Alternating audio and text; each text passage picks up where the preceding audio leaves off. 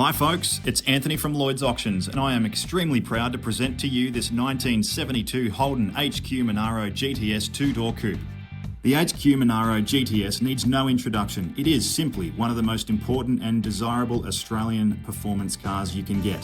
It's fitted with a factory 308 and it's been professionally stroked to 355 cubic inches, giving this GTS serious performance. A dyno session at Street Built Racing in Wangara, WA recorded 315.6 horsepower and 607.7 Newton meters of torque at the rear wheels, folks. The build features VN heads, a Crane 286 camshaft, castle headers, twin 2.5-inch exhaust, carburetor induction, and an MSD Blaster SS ignition coil.